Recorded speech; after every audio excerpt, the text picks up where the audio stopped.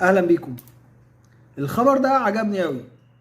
يقول لك السلطات الألمانية شنت حملة لاعتقال ناس كانوا يعملوا انقلاب عسكري.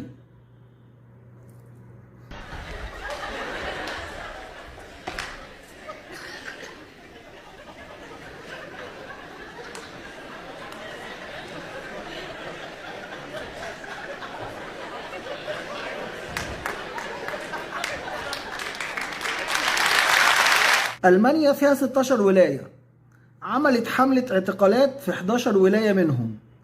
اعتقلت 25 واحد كانوا بيحاولوا ينحوا السلطة اللي موجودة ويمسكوا مكانهم ال 25.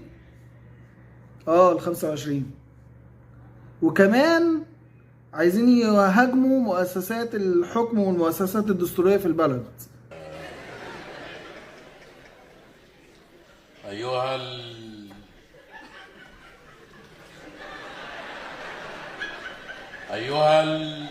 واسمهم ايه عشان نسيت انا؟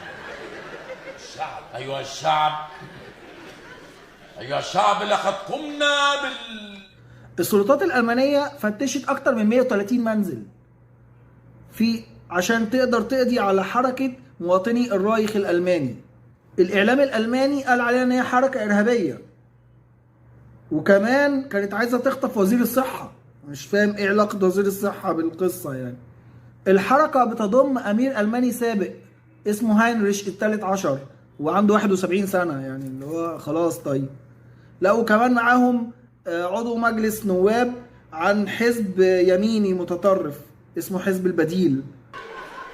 اسمها اللي احنا قمنا بيها الثورة. لقد قمنا بالثورة من أجلكم وفي سبيلكم، ولن نتعاطى مع ما كان يريد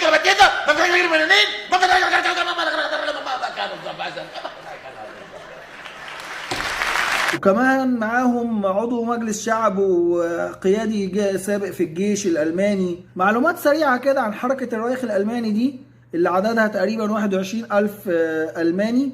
هم بينكروا الدستور الألماني وبيرفضوا ان هم يدفعوا الضرائب والمخصصات الاجتماعية، ولا زالوا يعتقدون ان ألمانيا هي الامبراطورية العظمى اللي كان بيعملها هتلر.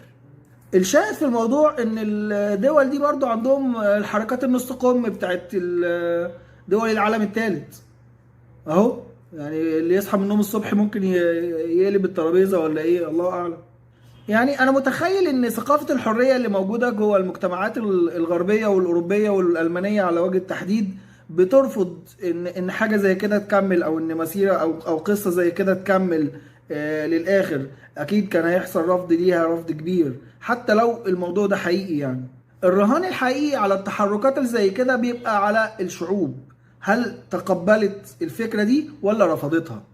لكن اللي بتقوله الأزمة الاقتصادية اللي موجودة في العالم دلوقتي ان مفيش حاجة مستبعدة على اي دولة في العالم، حتى لو دولة متخيلة ان هي كبيرة زي ألمانيا وفرنسا وامريكا.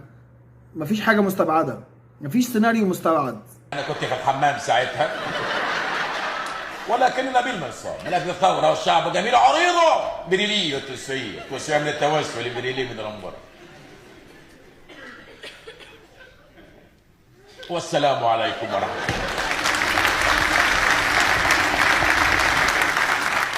الله.